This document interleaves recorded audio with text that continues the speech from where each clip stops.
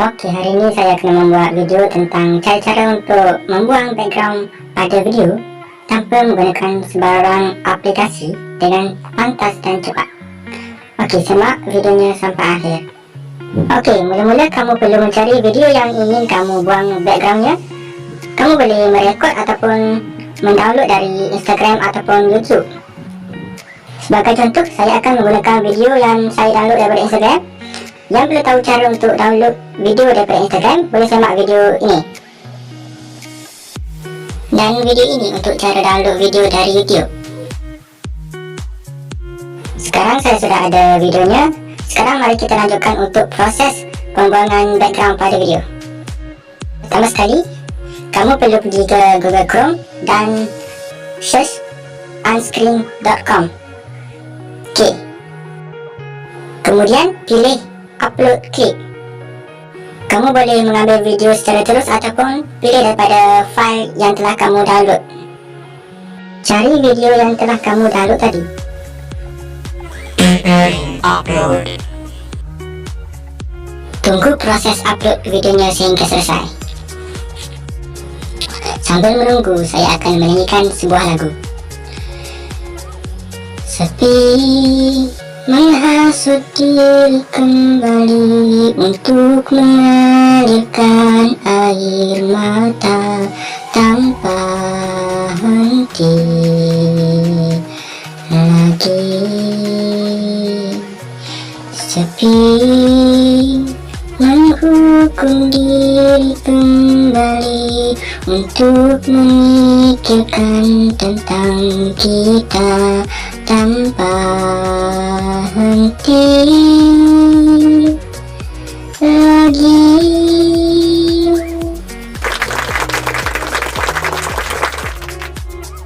Kamu boleh menukar background video yang telah disediakan oleh pihak Unscreen, ataupun kamu boleh mencari background video kamu sendiri.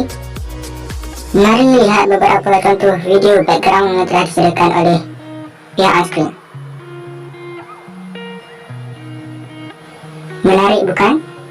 Kamu juga boleh membuat background kamu menjadi green screen. Contohnya seperti ini. Pilih color green screen. Kamu boleh menukar background mengikut tempat dan situasi yang kamu suka. Selain itu juga, pihak Unscreen juga menyediakan beberapa image background yang boleh kamu gunakan sebagai latar belakang kamu.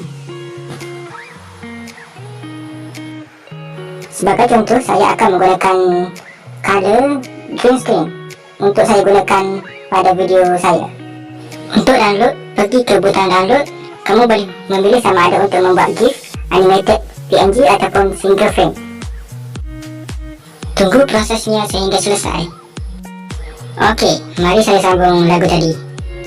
Maaf, andai kau terluka, maafku tak sengaja, tanpa sadar sakitimu, sesalku.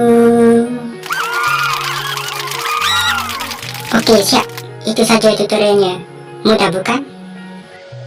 Tunggu dulu. Di sini, Unscreen mempunyai beberapa kelemahan seperti resolusi video adalah tidak Full HD, panjang video hanya terhad kepada 5 saat, dan videonya masih mempunyai watermark. Nantikan Unscreen Pro coming soon, resolusi Full HD dan panjang video klip tanpa batas dan bebas watermark.